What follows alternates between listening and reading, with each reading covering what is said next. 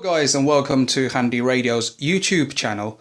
Today we're going to talk about license-free two-way radios. If you're after buying advice for something like this, please look out for another video. Now, my buying tip number one is to understand what you want the radio for. So think about, is it just for fun, as a toy, as a gift, or is it something that you'd like to rely on as a tool? So at the top of the range here is a Motorola, and this one is XT-NID. Now the newer one's XT460.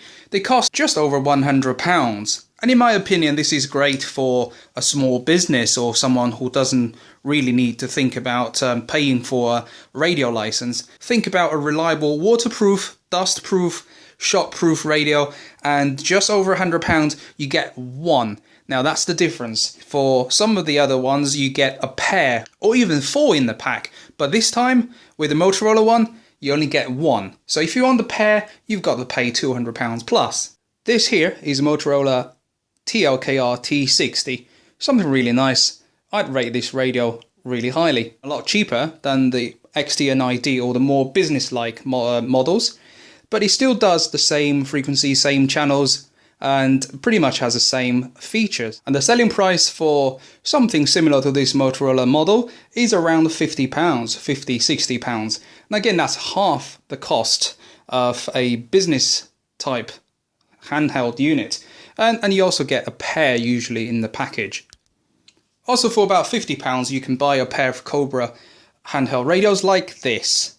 Again, it comes in pairs, comes with a battery, the charger, the adapters, and it's 8 channels, and this one is boasting a 12 kilometers of range, which I need to clarify that none of these handheld radios will actually do 12 kilometers in real life. Now, it has 8 channels and 121 privacy codes. If you multiply that by 8, it gives you 968 combinations, and that's not channels. You only have 8 channels, and that's same as, you know, a pair of radios that's costing you, let's say, £20. Coming down in prices, you can buy a pair of Cobra MT245 or something like that. It really doesn't matter the model number. Again, you can read up what the features are. This one you can charge directly off a USB port, and the range is up to 5 kilometers. And again, this is only as a guide. The 12 kilometer radio doesn't really necessarily perform much better than this 5 kilometer range. So don't pay too much attention to the 5 km range or 12 km. Some of the radios will even boast even longer than that.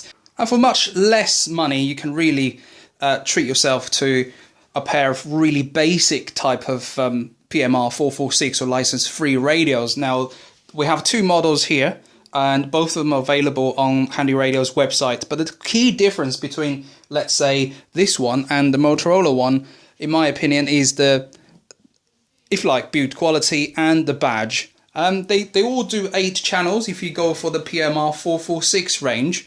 And the performance, if you watch another video, I've compared the red unbranded radio to this Motorola TLRT60, and the performance is quite shocking because this unbranded performs actually better than the branded, much more expensive Motorola TLRT60 model. So something to bear in mind. If you're buying for the badge, if you're buying for the brand, it doesn't necessarily give you the best performance.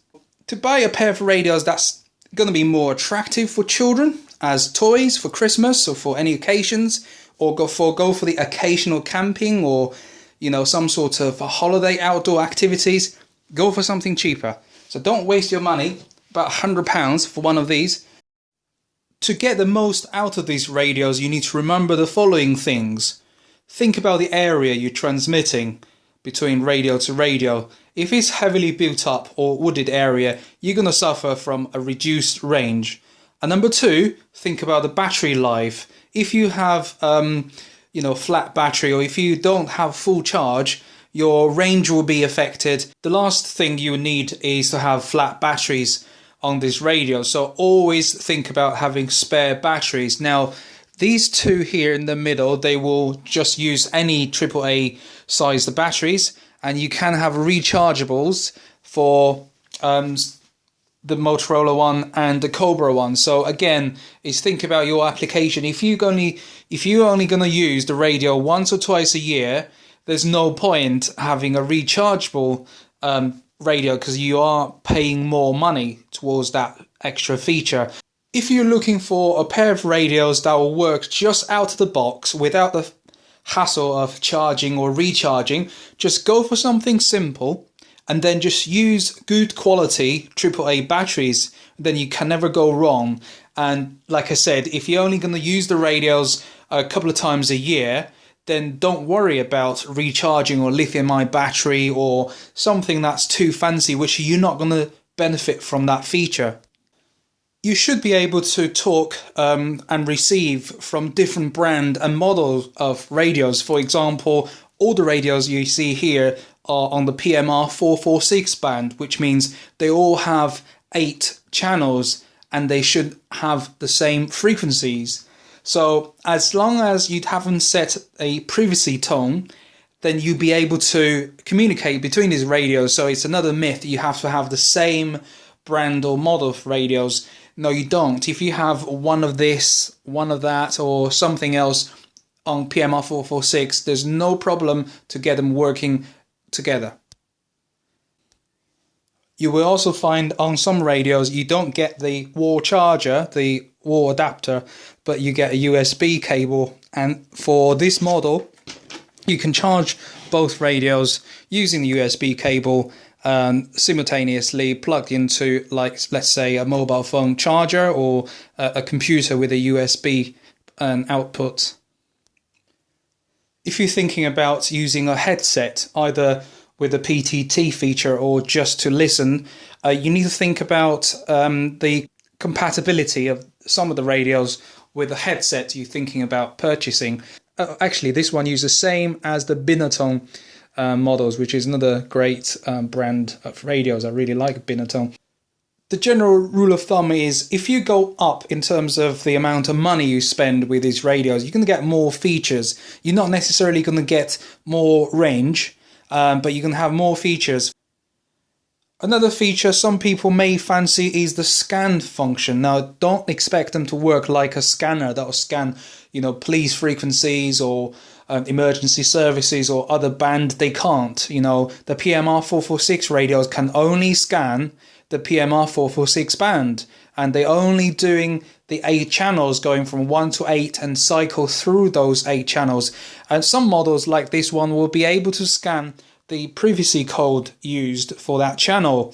But again, why would you want to know the privacy code anyway if you're not in that group? You're only going to cause interference, and you don't need to know the privacy code to be able to listen to that channel anyway.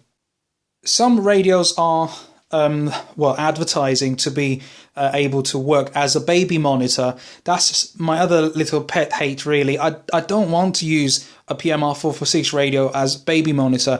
I've used it a couple of times when we went on holiday with the little one, but it's not ideal because you're going to occupy that frequency or that channel, and other people using that channel or scanning will no doubt hear your baby cry.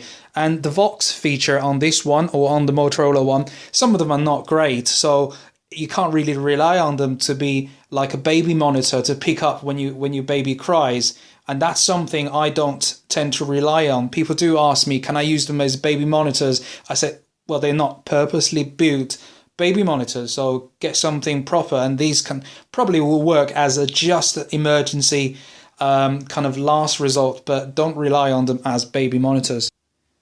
If you intend to use the radios to wear this on your belt, another point to consider is the belt clip. Now, this one's really sturdy, and it should survive, a hard life with this belt clip. But some of them, for example, the price does reflect. This belt clip is a very thin, very small compared to the Motorola one. But again, you're going up. You're not just doubling the prices, you probably triple the prices.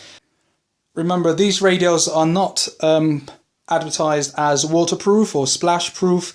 You can get something like the T80 Extreme, which has more splash proof capability, and something like the XTN models. but don't rely them to be the waterproof radios. Now let's think about these privacy code or interference eliminators, or some of the different, some companies, different brands call them different things, but basically they are CTCSS or DCS standards.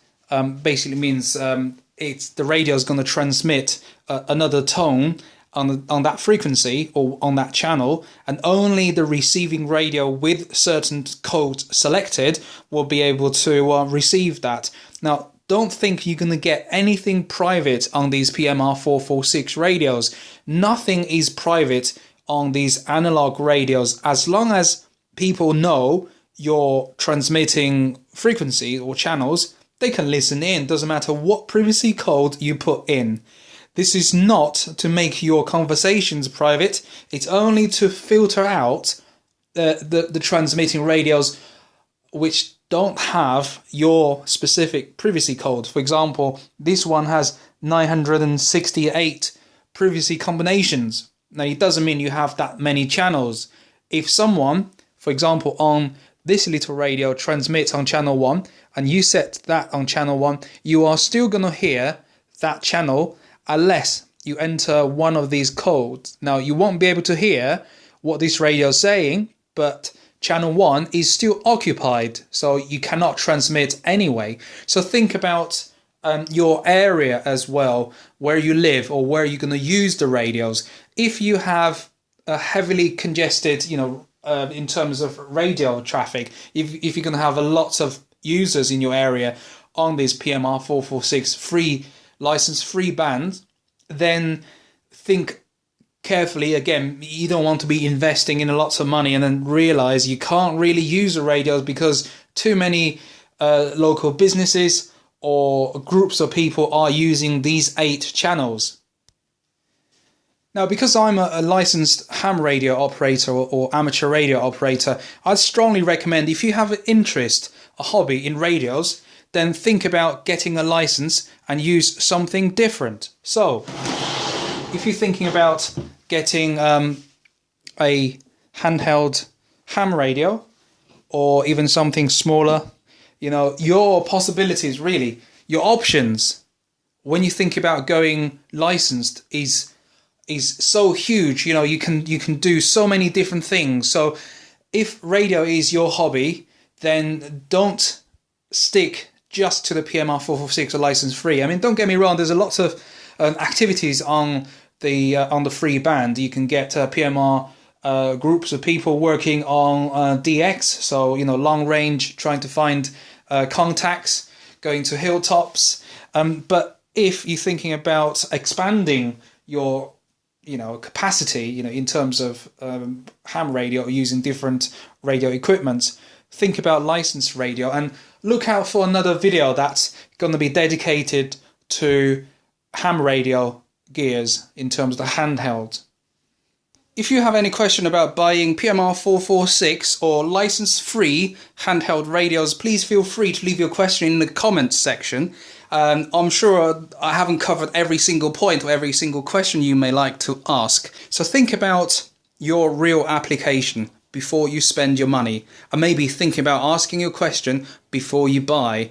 Thanks for watching, and I'll see you next time. Have a happy Christmas.